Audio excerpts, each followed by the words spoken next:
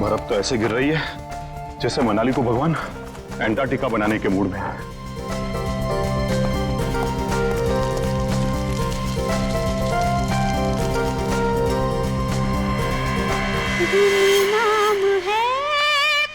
घर में तो कोई नहीं है, फिर ये म्यूजिक किसने चलाया?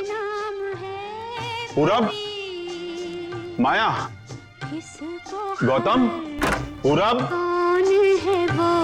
माया, गौतम।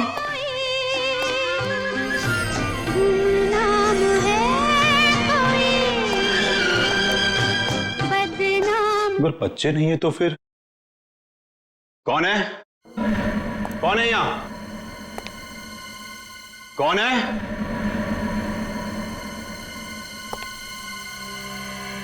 कौन है?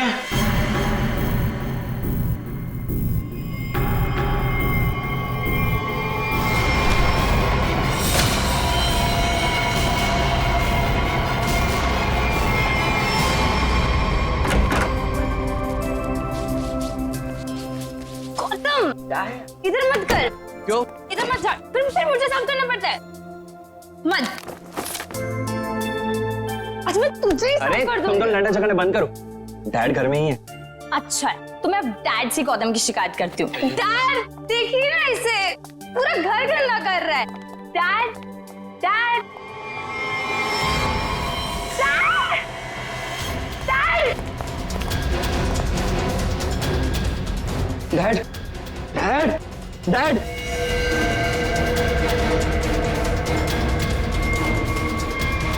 Dad is no more.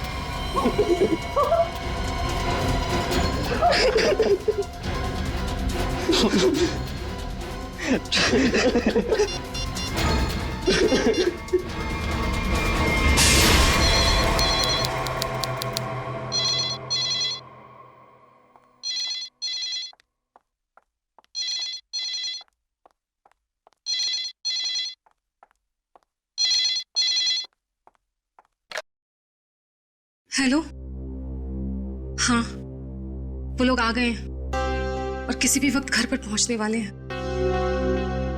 ठीक है।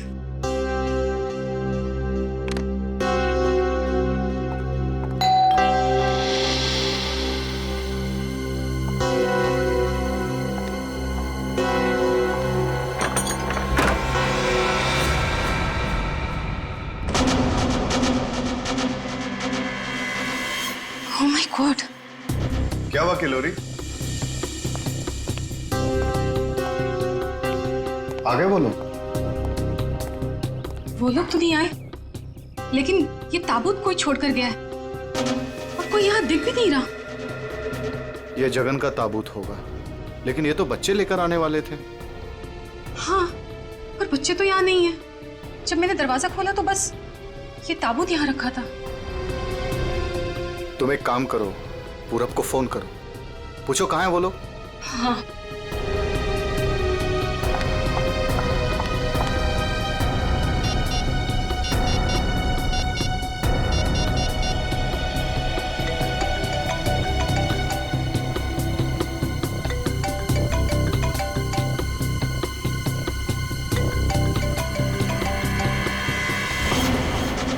ये आवाज तो यहाँ से आ रही है। कॉफिन के अंदर से आवाज आ रही है।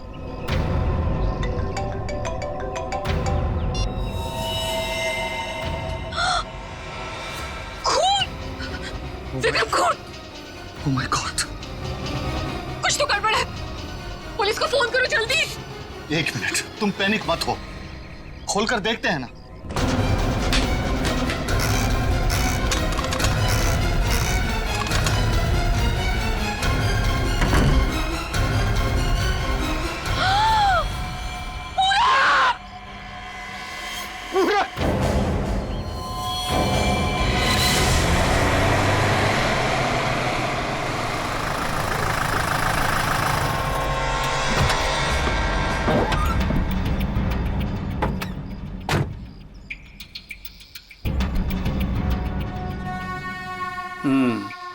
काम हो गया? यस बॉस, आज तो आप हमें शाबाशी दोगे बॉस। किसी को कोई शक तो नहीं हुआ? कोई शक नहीं बॉस, इतनी सफाई से लाश को ठिकाने लगाया है कि उनके रूहें कांप जाएंगे, रूहें। ए बस बस बस, आज तक तूने कोई काम ढंग से किया है? बात करता है, मैं खुद चेक करूंगा।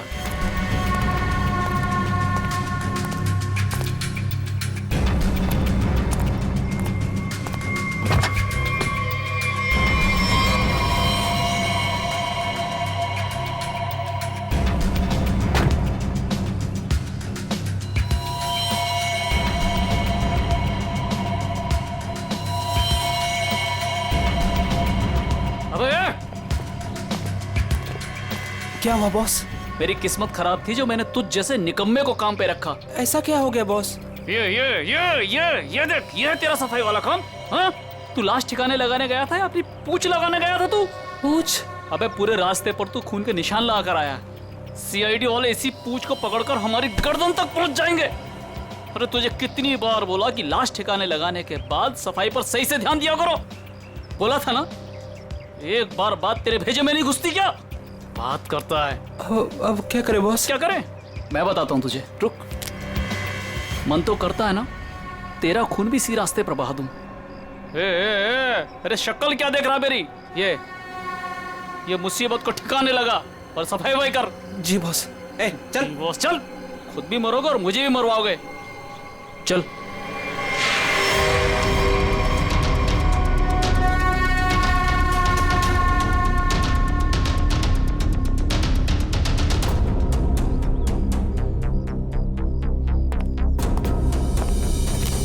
क्या संबंध क्या है आपका लाश के साथ? जी वो मेरा बड़ा बेटा था, अपने पापा की लाश लेकर आने वाला था और खुद ही। क्या इसका क्या मतलब क्या है? मतलब ये कि इसके पति 2 दिन पहले ही मर गए थे हार्ट अटैक से, और जिसकी लाश पड़ी है पूरा, वो अपने पिताजी के पार्थिव शरीर को लेकर यहाँ आने वाला था, भाई और बहन के साथ। भाई और बहन वो कहाँ है अभी? वो भी गायब है, उनका फोन तक नहीं लग रहा है। कहाँ से आ रहे थे वो लोग? एयरपोर्ट से। थोड़ी देर पहले ही उनकी फ्लाइट लैंड हुई थी, लेकिन वो लोग तो यहाँ नहीं पहुंचे, सिर्फ कॉफिन पहुंचा, वो भी पूरब के लाश के साथ। ये लो, मतलब बीच रास्ते में किसी ने कांड कर दिया। वैसे आपका क्या संबंध है जगन के साथ? कोई रिश्ता नहीं। मतलब? ये मेरे पति है। अच्छा अच्छा, मतलब दूसरी शादी है ये? अच्छा एक बात बताइए, ये पूरब इनकी एक्स हस्बैंड की लाश को लेकर इनके करंट हस्बैंड के घर क्यों आ रहा था? है? ये मेरा घर नहीं है, ये किलोरी का घर है। मतलब आप घर जमाई हैं? जी। खैर ये तो आपका निजी मामला है। आप ये बताइए कि ये लोग कहाँ से आ रहे थे और एयरपोर्ट पे इन्हें कौन रिसीव करने वाला था? जगन हमारे 3 बच्चों के साथ मनाली में रहते थे। 2 दिन पहले पूरब का फोन आया कि हार्ट अटैक से उनकी मृत्यु हो गई है। मैंने पूरब को बोला कि उनके अंतिम संस्कार के लिए वो उन्हें यहाँ ले आए। एयरपोर्ट पे वो जैसे ही उतरे, वहां से उन्होंने एक प्राइवेट टैक्सी ली यहाँ आने के लिए, और उसके बाद प्लीज आप मेरे दोनों बच्चों को ढूंढ निकालिए। माया और गौतम कहाँ है, कुछ पता नहीं चल रहा। देखिए आप चिंता मत करिए, हम उन्हें जल्दी ढूंढ निकालेंगे।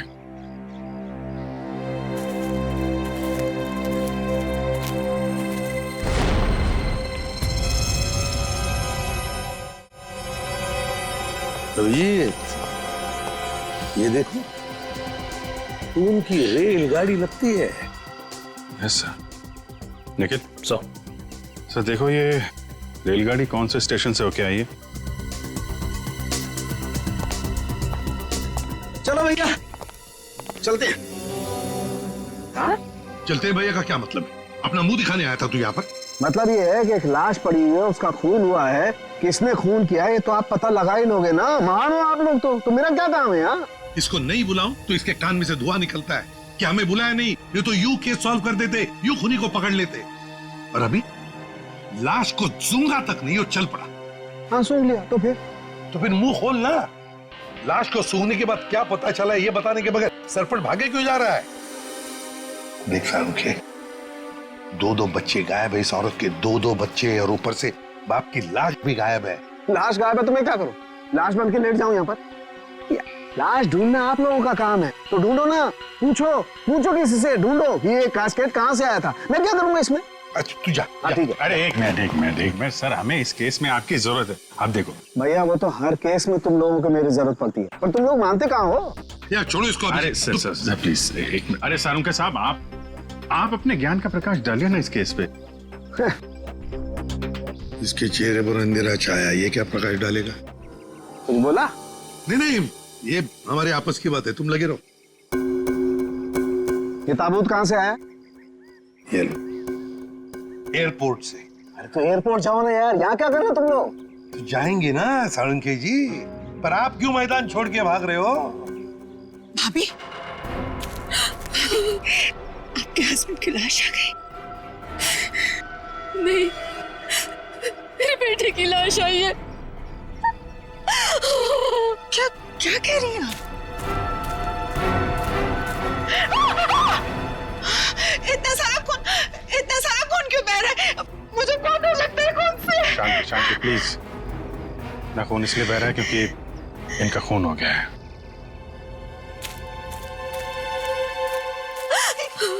क्या कह रहे हैं? पूरब का खून हो गया है भाभी।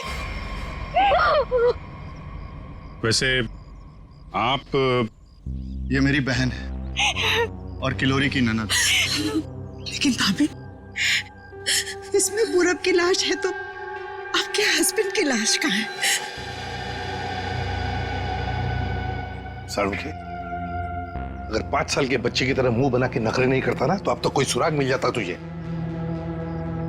भैया, ये नाक के अंदर छोटे छोटे दाने दिखाई दे रहे हैं ना, शायद यही एड्रेस किसका? उनके हस्बैंड की लाश का। अरे तुम लोग कर क्या रहे हो? आज फिर किसी पैसेंजर का लगेज मिसिंग हो गया। तुम लोगों की वजह से किसी दिन गवर्नमेंट मुझे इस ऑफिस से मिसिंग कर देगी। ठीक से काम करो। Yes sir.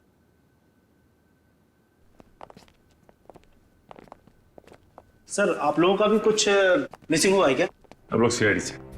हम यहाँ पर किसी पैसेंजर्स के बारे में पूछताछ करने आए हैं। आज सुबह कनेक्ट एयरवेज से 3 लोग एक कॉफिन लेकर मनाली से मुंबई आए थे। और वो 3 पैसेंजर्स ये लोग हैं। ये देखिए, ये पूरब, गौतम और ये माया। ये तीनों अपने पिता की लाश को कॉफिन में डालकर यहाँ लाए थे। जी हाँ सर, लाए तो थे। उस कॉफिन में इनके पिताजी की लाश थी, जो इनके घर तक कभी पहुंची ही नहीं, बल्कि उस कॉफिन में पूरब कुमार की लाश पाई गई थी। ये कैसे हो गई? वही पता लगाना है। उसके साथ साथ गौतम और माया, ये 2 बच्चे भी गायब हैं। सर, मुझे तो लगता है वो लाश कहीं। एक बात बताइए, क्या इन तीनों को कॉफिन के साथ कोई रिसीव करने के लिए आया था? नहीं सर। अच्छा, एक काम कीजिए, आपके स्टाफ ने तो मदद की होगी ना कॉफिन को उनके गाड़ी तक पहुंचाने के लिए। जी सर। जरा उनको बुलाइए। जी सर, मैं बुलाता हूँ। हाँ। चंदन और बिहान को जल्दी अंदर भेजो।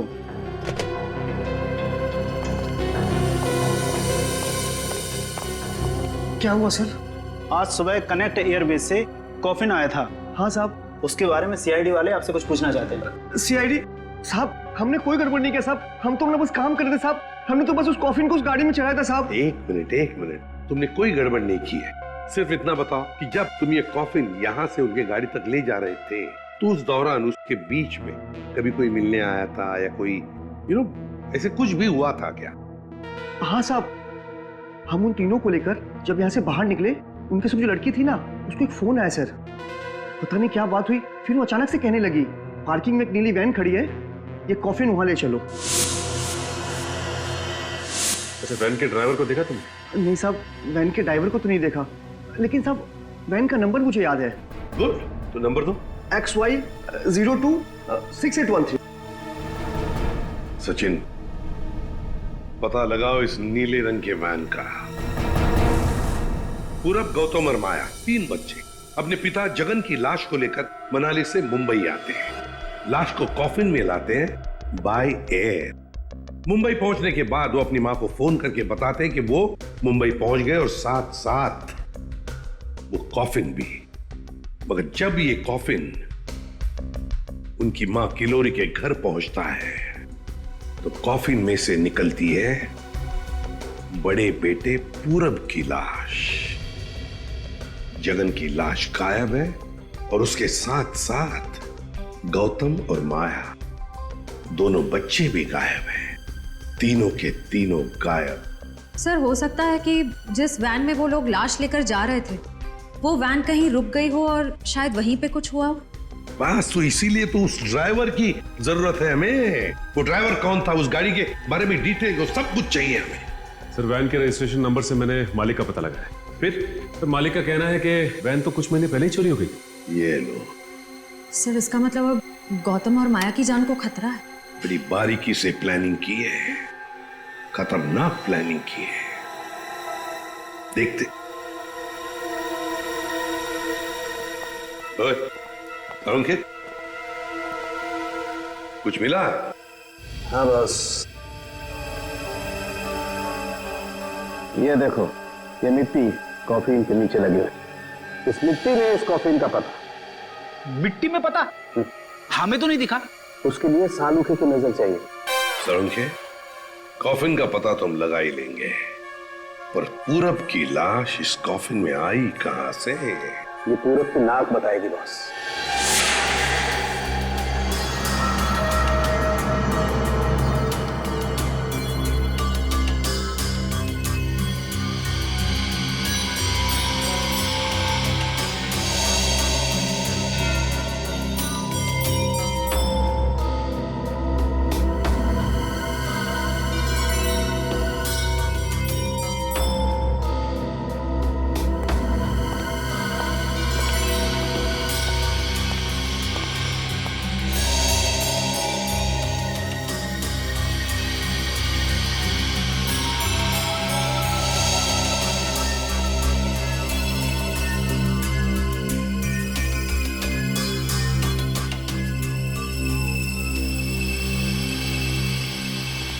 हाँ सर, कुछ पता चला?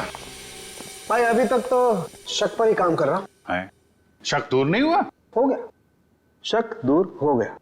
मुझे इसकी नाक में से पोलन्स मिले हैं, पराग कण।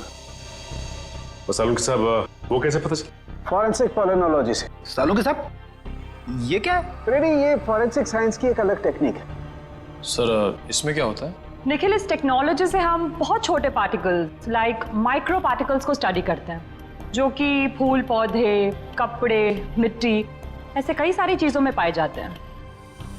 वाह, क्या बात है तारिका जी, क्या नाम? लेकिन इसे बड़े ध्यान से देखना पड़ता है, क्योंकि कई बार क्या होता है कि आवारा भंवरे एक फूल पर बैठ करके उसके सारे पोलन्स, उसके सारे पराग कण चुरा करके भाग जाता है और पूरे के पूरे माहौल को गंदा कर देता है। सर, पॉलिन जो है हवा और पानी से भी फैलते हैं। इसमें बेचारे खाली भंवरे को ही क्यों दोष दे रहे हैं आप? सही कह रहे हो, बेकार में खाली भंवरे को दोष क्यों दें? तो होता यह है कि जब हम बाहर से आते हैं तो हमारे पूरे शरीर पर, आंख, नाक, कान, गले, सब पर पोलन्स लगे होते हैं, और इन पोलन्स की जांच करके हम ये पता लगा सकते हैं कि ये खास व्यक्ति किस जगह से आया है। ये तो है। मैं बताता हूं, ये देखो, यहां पर मैंने इससे पोलन्स ले लिए जो उसकी नाक में थे, और इन पोलन्स पे 2 ड्रॉप मिथाइलमाइन की डालते हैं और इसे हम कर देते हैं सिक्योर। अब इसे चेक करके हम ये पता लगा सकते हैं कि ये पोलन्स कैसे हैं, कहां से आए। ये देखो सर, ये तो नारंगी कलर में उभर के आ रहा है। और अब इस आकार को हम हमारे डाटा के सैंपल से मैच करके देखेंगे, ताकि पता लग सके कि ये पोलन किस टाइप का है। करके जरा मैच। हाँ।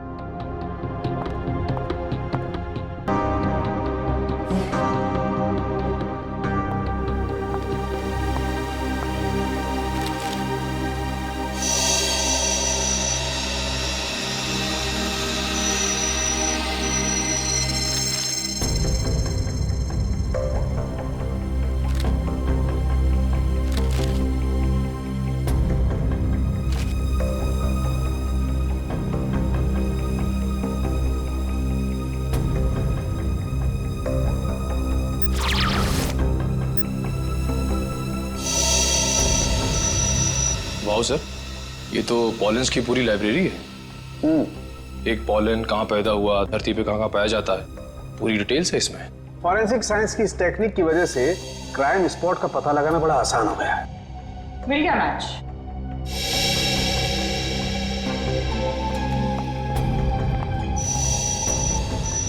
ये मैरीगोल्ड है जिसका हाइब्रिड नाम मरियासा गोल्ड 63 है। ये वैरायटी पूरे साल पैदा होती है और धानीखेत में पाई जाती है। धानीखेत? चलो कम से कम ये तो पता चल गया कि खून कहाँ हुआ है। सर यही है धानीखेत सर। फिर वैन यहीं पर लाया गया था। ये कार मार्क्स तो हैं सर यहाँ पे।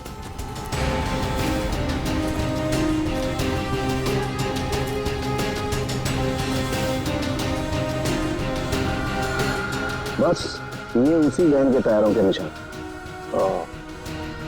फिर तो जगन की लाश खूनी ने यहीं कहीं फेंकी होगी। पर सर इतने बड़े खेत में हम उसकी लाश ढूंढेंगे कैसे? मैं बताता हूँ बस। तो कब बताएगा? क्या मुहूर्त निकलवाना पड़ेगा? मैं बता रहा हूँ ना यार, उखड़ते क्यों? 1 मिनट रुको।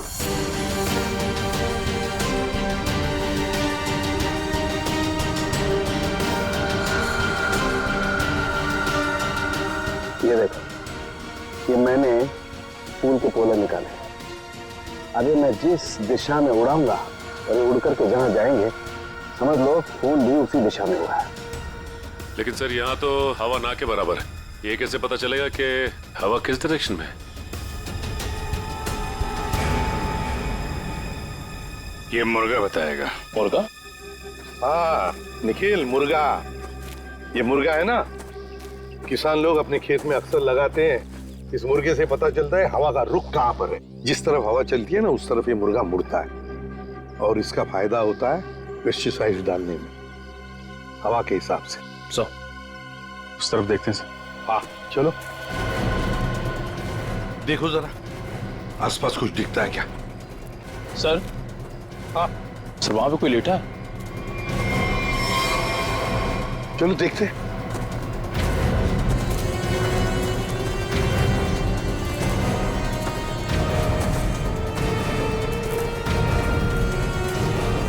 हेलो। ओ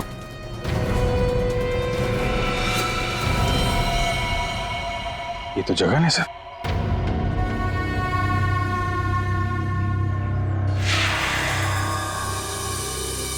देखिए जगन की लाश हमें गेंदे के खेत में से मिली। क्या बता सकते हैं ऐसा कौन कर सकता है? कौन मार सकता है जगन को? कौन मार सकता है आपके बेटे को? है किसी पर शक आपको? किसी के साथ उनकी कोई दुश्मनी थी? है? मुझे किसी पर शक नहीं। कहीं ये मामला प्रॉपर्टी से रिलेटेड तो नहीं? अब हम पर क्यों शक कर रहे हैं? क्यों नहीं? जगन जी अमीर आदमी थे, मनाली में सेब के बाग थे, जमीन जायदाद थी। उनके मरने से और पूरब के मरने से और दोनों बच्चों के गायब होने के बाद प्रॉपर्टी तो आप लोगों को ही मिलने वाली है ना। देखिए सर, आपको बहुत बड़ी गलतफहमी हो रही है। हमें तो ये भी नहीं पता था कि जगन के पास इतनी प्रॉपर्टी है, सेब के बगान है और वैसे भी मेरी अच्छी खासी नौकरी है, अच्छी खासी कमाई है। मुझे और क्या चाहिए जिंदगी में? और मेरा तो इन सब से कुछ लेना देना ही नहीं है, मुझे तो प्लीज दूर ही रखिए। देखिए मैं अपनी फैमिली और अपनी वाइफ से बहुत खुश हूँ, मुझे और कुछ नहीं चाहिए। अच्छा, तो आपके कहने का मतलब है जो कुछ भी लेना देना है वो किल्लोरी जी का लेना देना है? देखिए सर, आप लोग मेरे बच्चों को ढूंढने के बजाय मुझ पर और मेरे परिवार पर शक कर रहे हैं।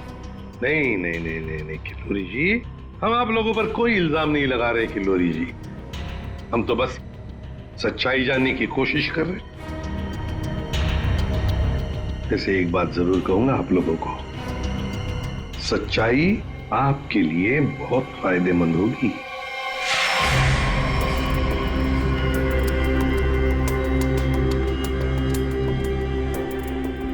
तारिका, इस ताबूत के ये निचले हिस्से में जिस तरीके के निशान लगे हुए हैं ना, उससे तो लगता है इस ताबूत को काफी दूर तक घसीटा गया है। तुम एक काम करो, जो ताबूत पर जगह जगह मिट्टी लगी हुई है, इस मिट्टी का सैंपल ले लो ये मिट्टी बताएगी कि ताबूत कहाँ से आया है। मगर सर खून कहाँ हुआ है वो तो हमें पता चल गया है ना। हाँ तारिका, ये पता लग गया है, लेकिन वो वैन, उस वैन के बारे में कुछ पता नहीं लगा है। जिस वैन में ये खून हुआ है, जिस वैन में से एक लाश गायब हो गई, उसके बारे में कुछ नहीं पता है। एक काम करो, इस मिट्टी का सैंपल ले लो, फिर इस मिट्टी को हम बॉम्बे के सॉइल मैप से मैच करके देखेंगे। लेकिन सर मुंबई के सॉइल मैप की कौन सी मिट्टी का फैलाव कहाँ तक है ये हमें कैसे पता चलेगा? यू ट्रस्ट मी ना? कॉज तो फिर सैंपल ले लो, पता लगेगा, बिलीव मी।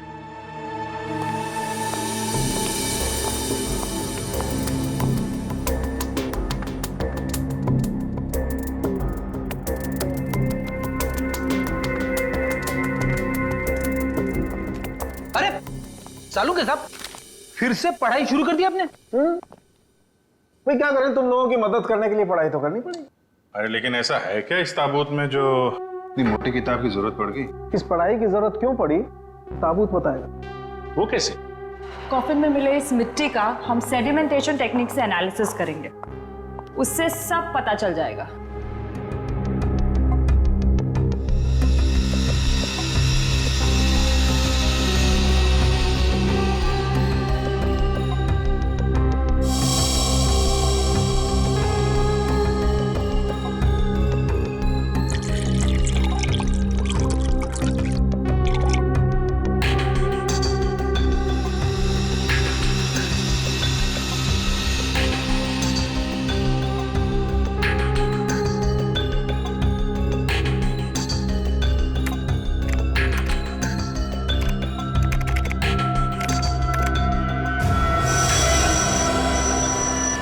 ये देखिए,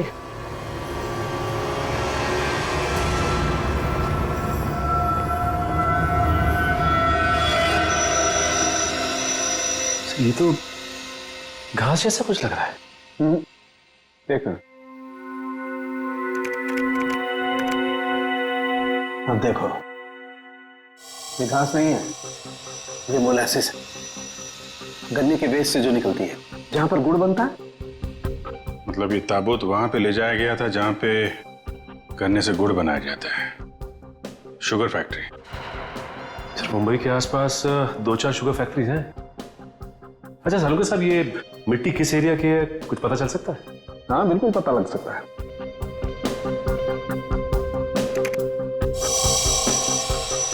इस मिट्टी में 40% सैंड है, और इतनी सैंड परसेंटेज वाली मिट्टी मुंबई के बाहर कन्ना कावड़ी वाले इलाके में लगभग 30 किलोमीटर के एरिया में पाई जाती है।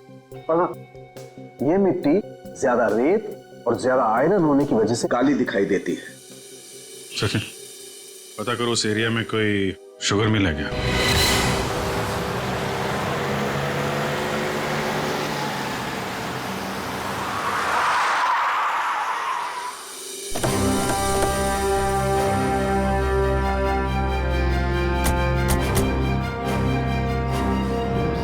चंगनलाल शुगर मिल। यहाँ तो लोग आ जा रहे हैं, चहल पहल है। यहाँ पे खून ही खून करके कैसे निकल गया? और तो लाशों की अदला बदली भी की है। डॉक्टर सालुंके ने शुगर मिल की बात की थी, और यहाँ आसपास 30 किलोमीटर तक यही एक शुगर मिल है। हो ना हो, खून हुआ तो यही है। चलो इससे पूछते हैं। अरे सुनो जी। तुम यहाँ के सिक्योरिटी वाले हो? जी हाँ। हम लोग सीआईडी से तुमसे कुछ पूछना चाहते हैं। सीआईडी साहब, क्या बात है? हमको माफ कर दो, हमारी कोई गलती नहीं है। देखो घबराओ मत, हमारे कुछ सवालों का जवाब दो। हाँ हाँ। क्या तुम यहाँ पर अकेले ड्यूटी पर होते हो या और भी कोई है जो शिफ्ट में आते जाते हैं? हम पूरे टाइम अकेले काम करते हैं। तुम ये बताओ, और अपने दिमाग पे जोर डाल के बताओ कि तुमने कोई ताबूत देखा है? काहे डरा रहे हैं? यहाँ ताबूत कैसे देखेंगे? ठीक है, ताबूत नहीं देखा। किसी नीले रंग के वैन को देखा जिसपे शक हुआ हो तुम्हें? साहब वैसे तो हम सब पे शक करते हैं, लेकिन नीले कलर की गाड़ी क्यों नहीं देखे हैं साहब? आप समझ रहे हैं ना? अच्छा चलो एक बात बताओ, यहाँ पर ऐसी कोई और भी खाली जगह है, गोदाम जैसी? हाँ साहब, एक पुराना गोदाम है हमारे मालिक के। चलिए दिखाते हैं। चलो दिखाओ। देखा? चलिए आइए साहब, ये है पुराना गोदाम। तुम जरा बाहर जाओ। ठीक साहब। गेट तो काफी बड़ा है। हाँ, वैन आसानी से घुस सकती है। इस जगह को देख के लगता है कि काफी समय से कोई आया नहीं है यहाँ पे। काफी समय से कोई आया नहीं है यहाँ, तो फिर ये बोरियां ऐसी रखी कैसे गई? और ये ऊपर से टारपॉलिन, जरा देखो तो नीचे क्या है।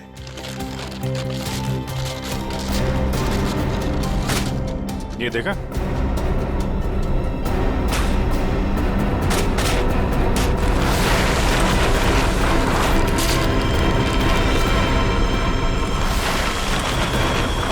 ये क्या है? क्या बात है सर, यहाँ पे तो पूरे वैन को ही दफना दिया है। और ये देखिए, वही नंबर है XY026813। चेक करो, देखो।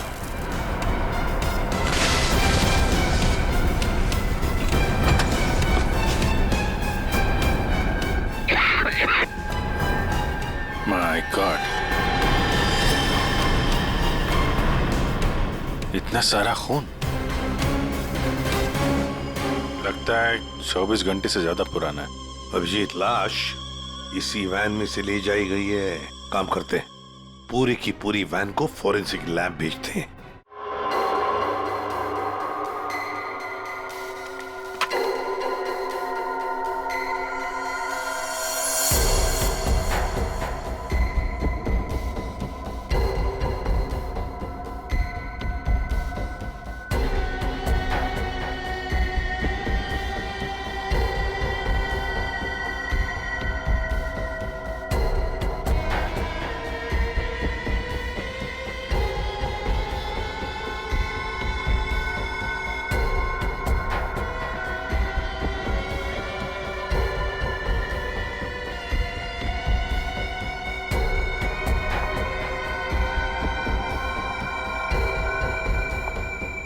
सर, मिला कुछ? हाँ तारिका, मिला तो है बहुत कुछ, लेकिन जो कुछ मिला है उससे हम खूनी को सजा तो दिलवा सकते हैं, लेकिन बच्चों तक नहीं पहुंच सकते। सर, टाइम बहुत कम है हमारे पास, कहीं बच्चों को नहीं तारिका, बच्चों को कुछ नहीं होने दूंगा, लेकिन सबसे पहले हमें ये पता लगाना पड़ेगा कि गैराज में डंप होने से पहले ये वैन आखिरी बार कहाँ होकर के आई। तो ये कैसे पता लगाएंगे हम? हमने पूरी वैन छान मारी है। तुमने वो कहावत सुनी है, किसी जेंटलमैन को देखना हो तो सबसे पहले उसके जूतों की तरफ देखो। हम भी इस गाड़ी के जूतों की तरफ देखें। मतलब साफ है तारिका, सिंपल। हम इस वैन के टायरों को चेक करेंगे। तारिका, ये वैन जहां से भी होकर आई है उस जगह की मिट्टी के कण इसके टायरों पर चिपके होंगे और वो बताएंगे कि वैन कहां से होकर के आई। करेक्ट। हाँ,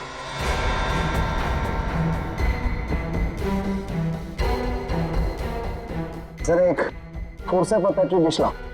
हाँ सर, अभी देती हूँ।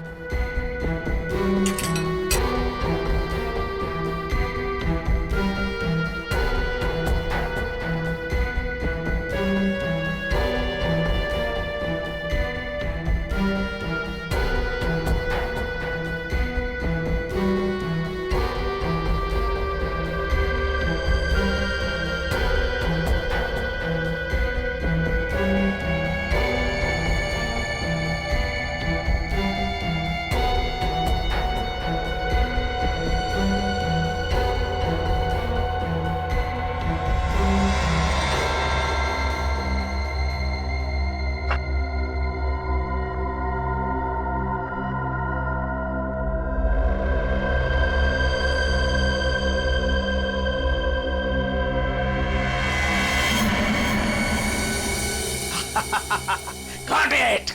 सर, क्या है? क्या मिला है? सर बताओ ना, क्या मिला है? हेलो। हाँ तारिका जी। हाँ अभिजीत। उस वैन में से कुछ एविडेंस मिला? हाँ मिला तो है, लेकिन मुझे नहीं पता क्या मिला है। सर बता ही नहीं रहे। अरे क्यों?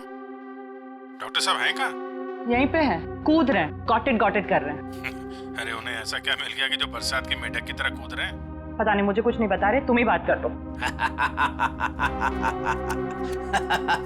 सर। हाँ अभिजीत। ओ अभिजीत, आज भाई साहब। भैया वो मैसेंजर हमें मिल गया है जो हमें गौतम और माया का पता बताएगा। क्या सफेद रंग का एरो बनाया है पेड़ पे? अच्छा ठीक है, ढूंढेंगे। और वैसे वहां पोजीशन क्या है? यहाँ की सिचुएशन तो कंट्रोल में है, लेकिन हमारे सामने जो नजारा है उसे देखकर तो हमारे होश ही उड़ गए हैं सर। कोई बात नहीं, हम लोग पहुंच जाएंगे जल्दी। क्या कह रही है श्रेया? सब ठीक है सर? कह रही है कि वहां पे नजारा ऐसा है कि जमीन खिसक जाएगी पैरों के नीचे से। सर हमें जल्द से जल्द वहाँ पहुंचना होगा, पर लोग बहुत कम है, कहीं हाथ से निकल ना जाए। आप लोग कोई बताएंगे क्या हो रहा है? कैसे है मेरे बच्चे? ठीक तो है? प्लीज कुछ बताइए। मैम जरा धीरज रखिए, सब कुछ पता चल जाएगा।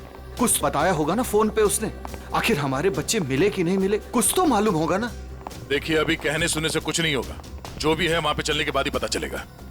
अरे पता तो तब चलेगा जब वहाँ पहुँचेंगे। अगर भालू शेर चीतों को पता चल गया ना कि हम लोग यहाँ हैं, तो दुनिया में किसी को हमारा पता नहीं चलेगा। आप फिक्र मत कीजिए प्रीति जी, आजकल इंसान जानवरों से ज्यादा खतरनाक हो गया। हो सकता है वो आपको देख के भाग जाए। अरे उन्हें चिल्लम चिल्ली की आदत नहीं है, जरा शांत रहिए आप। क्या? एक मिनट।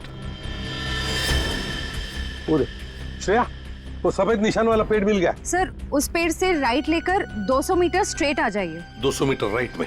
चलिए जल्दी चलिए। कोई मुझे बताएगा हो क्या रहा है? मेरे दिल बैठा जा रहा है, कहीं मेरे गौतम और माया को कुछ हो तो नहीं गया? बस और नहीं चला जाता, अब नहीं चल पाऊंगी। देखिए पीछे छूटने वालों को जानवर छोड़ते नहीं है, लंच या डिनर में खा लेते हैं। नहीं, मैं आगे जाती हूँ ना, आप लोग मुझे फॉलो करिए।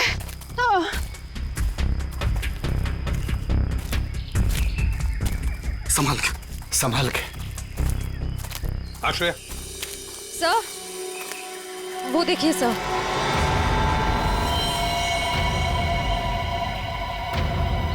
माय गॉड, जल्दी से बच्चों को नीचे उतारो। हे भगवान, क्या है? चल गए। ये क्या मजाक है सर? जब आप लोगों ने देखा कि ये लोग यहाँ आए थे, इन्हें छुड़वाया क्यों नहीं, नीचे क्यों नहीं उतारा सर? बचा लो मेरे बच्चों को। श्रेया संभाल। माया घबराओ मत।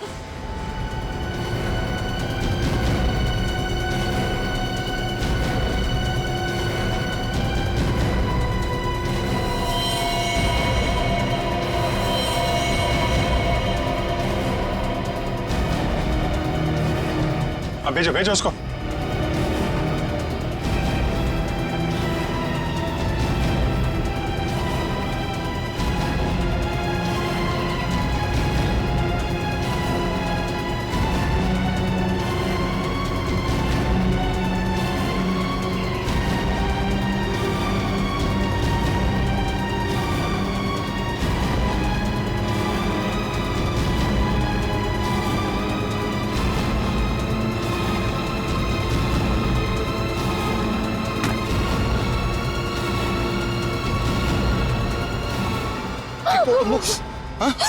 तुम लोग ठीक हो ना?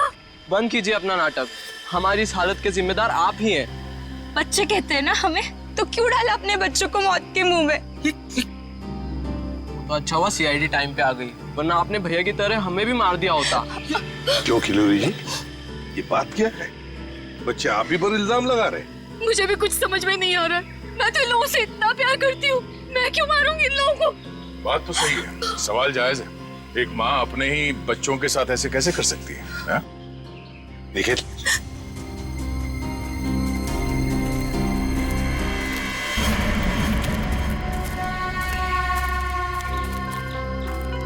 तुमने तो छुपने की बहुत कोशिश की और उस कीड़े ने हमें यहाँ का पता बता दिया। ये लोग कौन है सर? भाई मैडम कुछ पूछ रही, बताओ या और खातिरदारी करें? हमने और खातिरदारी की जरूरत नहीं है, लेकिन साहब पहले मुझे इमरजेंसी वार्ड में भर्ती करा दीजिए। हड्डियों से बड़ी अजीब अजीब आवाजें आ रही है साहब, तो मुझे दिन में ही चांद तारे नजर आ रहे हैं सर। ऐसा लगता है जैसे मैं अंतरिक्ष में। मुंह खोलो अपना जल्दी। फंसा दिया तुमने हमें। मैंने फंसाया? मैं तो इन लोगों को जानती तक नहीं हूँ। आप नहीं, वो भाई साहब। दिमाग तो नहीं खराब हो गया तुम लोगों का? क्या बोल रहे हो तुम? हाँ,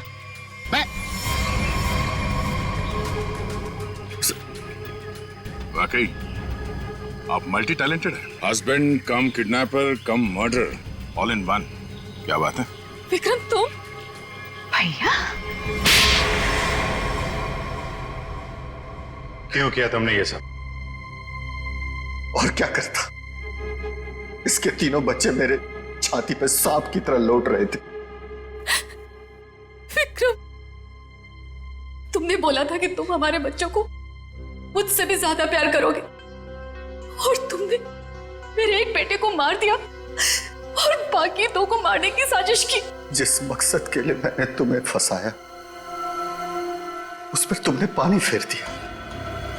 तुम्हें फंसाने का मेरा सिर्फ एक ही मकसद था, तुम्हारी प्रॉपर्टी, तुम्हारा पैसा। लेकिन तुमने अपनी सारी प्रॉपर्टी अपने बच्चों के नाम कर दी। क्या करता मैं? और तो और तुम अपने पुराने पति से भी मिलने जाती थी। तुमने कभी सोचा कि मेरे अंदर क्या होता था? मैंने एक दिन डिसाइड कर लिया, तुम्हारी पुरानी फैमिली को ही तुम्हारे रास्ते से हटा दूंगा। और इसीलिए सबसे पहले तुमने जगन को रास्ते से हटाया, क्यों?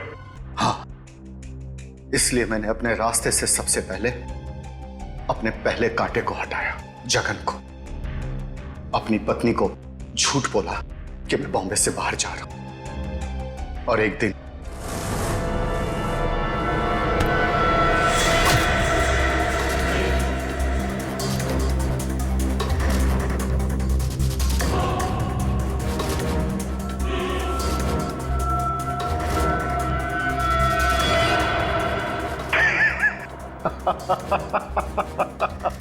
सोचा था जगन के मौत के बाद तुम्हारा झुकाव तुम्हारे बच्चों के लिए कम होगा, लेकिन मैं गलत था। तुम्हारा तो और बढ़ गया, और तो और तुमने उन्हें साथ रखने का फैसला कर लिया। पर यह बात तुम्हें बर्दाश्त नहीं हुई, इसलिए तुमने इन दोनों को भी रास्ते से हटाने का फैसला किया, क्यों?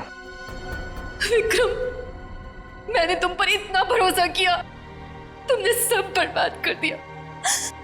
मैं तुमसे नफरत करती हूँ, नफरत। जायदाद की लालच में आके तुमने जो मौत का खेल खेला है उसका अंजाम भी मौत है। फांसी होगी तुम्हें, फांसी।